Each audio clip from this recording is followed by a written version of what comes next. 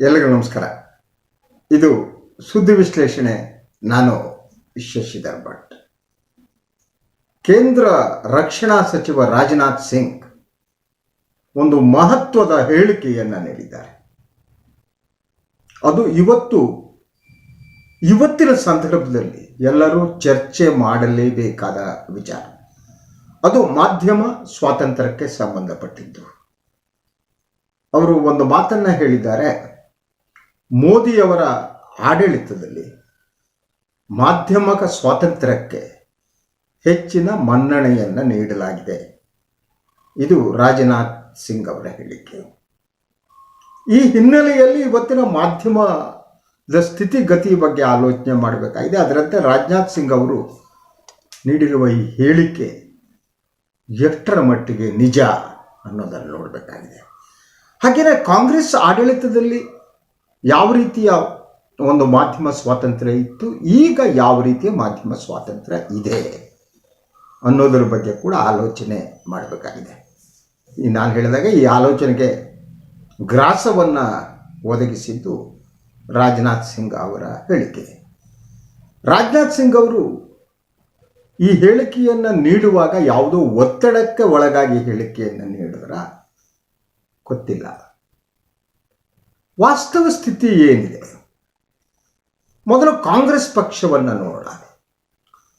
ಕಾಂಗ್ರೆಸ್ ಪಕ್ಷ ತುರ್ತು ಪರಿಸ್ಥಿತಿಯ ಸಂದರ್ಭದಲ್ಲಿ ಮಾಧ್ಯಮ ಸ್ವಾತಂತ್ರ್ಯದ ಮೇಲೆ ತೀವ್ರ ರೀತಿಯ ಹಲ್ಲೆಯನ್ನು ನಡೆಸಿತು. ಅದೇ ರೀತಿ ಮಾಧ್ಯಮದ ಸ್ವಾತಂತ್ರ್ಯವನ್ನು ಆ ಒಂದು ತುರ್ತು ಪರಿಸ್ಥಿತಿಯ ಸಂದರ್ಭದಲ್ಲಿ ಕಸಿದುಕೊಳ್ಳಲಾಗಿತ್ತು. ಇದು ಕಾಂಗ್ರೆಸ್ಸು ಒಂದು ಪಾಠವಾಗಿ ತೆಗೆದುಕೊಳ್ಳುತ್ತೆ ಅನ್ನೋದು ಪ್ರಶ್ನೆ. ಯಾಕೆಂದರೆ ತುರ್ತು ಪರಿಸ್ಥಿತಿಯ ನಂತರದ ವರ್ಷಗಳಲ್ಲಿ ಕಾಂಗ್ರೆಸ್ ಮಾಧ್ಯಮಗಳ ಮೇಲೆ ನಿಯಂತ್ರಣವನ್ನು ಸಾಧಿಸುವ ಯತ್ನವನ್ನು ನಡೆಸಿಲ್ಲ ಅಂತ.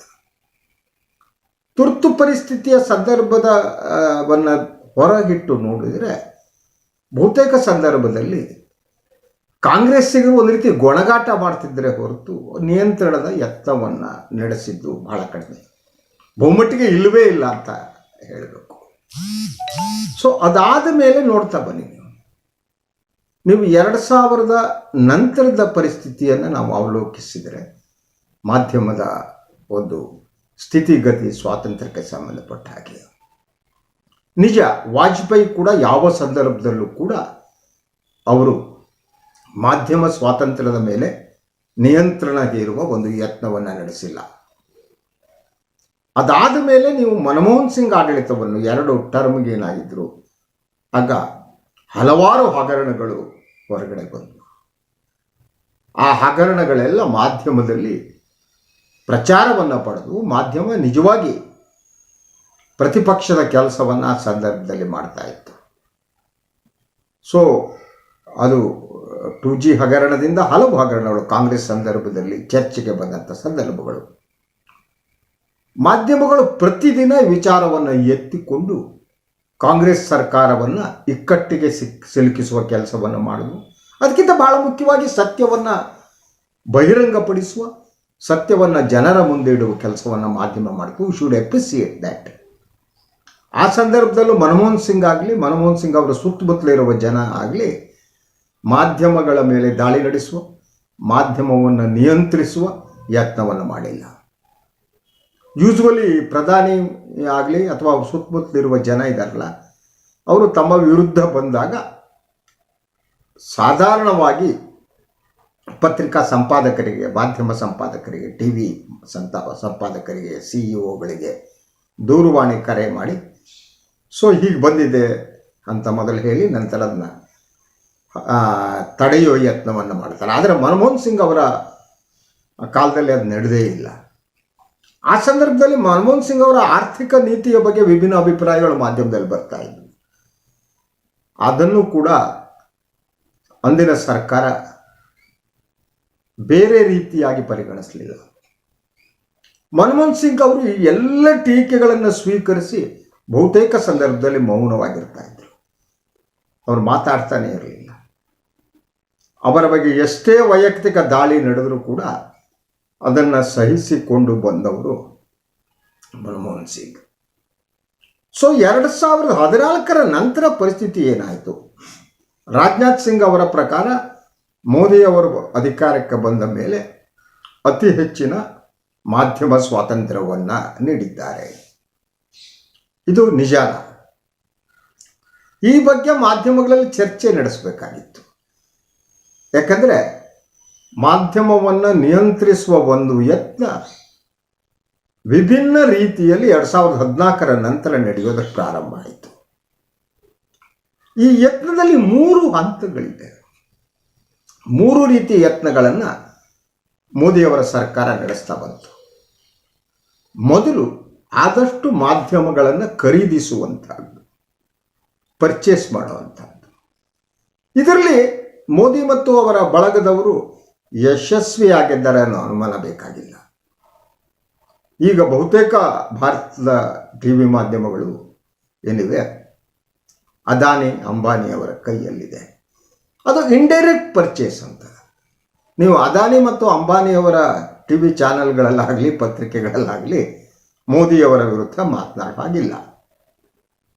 ಅದಕ್ಕೆ ಲೇಟೆಸ್ಟ್ ಆಗಿ ನಾವು NDTV ಕತೆ ನಮ್ಗೆ ಗೊತ್ತಿದೆ. ಹೇಗೆ ಅದಾನಿಯದು ಹಿಂಬಾಗಿಲ ಮೂಲಕ ಬಂದು ಅದನ್ನು ಖರೀದಿಸಿದ್ರು ಅಂತ. ಅದಾದ ಮೇಲೆ ತಮ್ಮ ಮಾಧ್ಯಮ ನೀತಿ ಹೇಗಿರುತ್ತೆ ಅನ್ನೋದನ್ನು ಕೂಡ ಅದಾನಿಯವರು ಸಂದರ್ಶನಗಳಲ್ಲಿ ಹೇಳಿದ್ದಾರೆ. ಸೊ ಆ ಸಂದರ್ಭದಲ್ಲಿ ಕೂಡ ಅವರು ಹೇಳಿದ್ದಾರೆ, ಟೀಕೆ ಮಾಡೋದಕ್ಕೆ ನನ್ನ ಆಕ್ಷೇಪ ಇಲ್ಲ, ಆದರೆ ಆ ಟೀಕೆ ಅಭಿವೃದ್ಧಿಗೆ ವಿರೋಧವಾಗಿರಕೂಡದು. ಈ ರೀತಿ ಅಂದರೆ ಇದು ಒಂದು ರೀತಿಯ ನಿಯಂತ್ರಣನೇ. ಇಂಥ ಒಂದು ಸಂಪಾದಕೀಯ ನೀತಿಯನ್ನು ತಾವು ಅನುಸರಿಸ್ತೀವಿ ಅಂತ ಅದಾನಿ ಹೇಳಿದ್ದಾರೆ. ಇದು ಮೊದಲು ಪರ್ಚೇಸ್ ಮಾಡೋದಕ್ಕೆ ಟ್ರೈ ಮಾಡೋದು ಮೊದಲನೇದು. ಅದಾದಮೇಲೆ ಎರಡನೇ ದಾರಿಯನ್ನು ಅವರು ಅನಿಸ್ತಾ ಇರ್ತಾರೆ. ಪರ್ಚೇಸ್ ಮಾಡೋಕ್ಕೆ ಸಾಧ್ಯ ಆಗಿಲ್ಲ ಅಂದರೆ ಅದು ಸಾಮಾಜಿಕ ಜಾಲತಾಣಗಳ ಮೂಲಕ ಅಪಪ್ರಚಾರ ನಡೆಸ್ತಾ ಹೋಗುವಂಥದ್ದು. ಯಾರು ಪ್ರಮುಖ ವ್ಯಕ್ತಿಗಳಿದ್ದಾರೆ ಅವರ ಮೇಲೆ ಸತತವಾಗಿ ದಾಳಿ ನಡೆಸ್ತಾ ಅವರನ್ನು ಮಾನಸಿಕವಾಗಿ ಕುಂದುವಂತೆ ಮಾಡುವಂಥದ್ದು. ಇದು ಎರಡನೆಯ ದಾರಿ ಇವತ್ತಿನ ಪ್ರಭುತ್ವ ಅನುಸರಿಸೋದು. ಇದಕ್ಕೂ ಬಗ್ಗಿಲ್ಲ ಅಂದರೆ ಮೂರನೇ ದಾರಿ ಅಂತ ಅಂದರೆ ನೀವು ಸೆಂಟ್ರಲ್ ಏಜೆನ್ಸಿಗಳನ್ನು ಬಳಸಿ ಅವರನ್ನು ಹೇಗೆ ಹತ್ತಿಕ್ಕಬಹುದು ಅಂತ. ಯಾಕಂದರೆ 2014 ನಂತರ ಈ ದೇಶದಲ್ಲಿ ಸ್ವತಂತ್ರ ಪತ್ರಿಕೋದ್ಯಮದ ಉಸಿರು ಕಟ್ಟುತ್ತಾ ಇದೆ.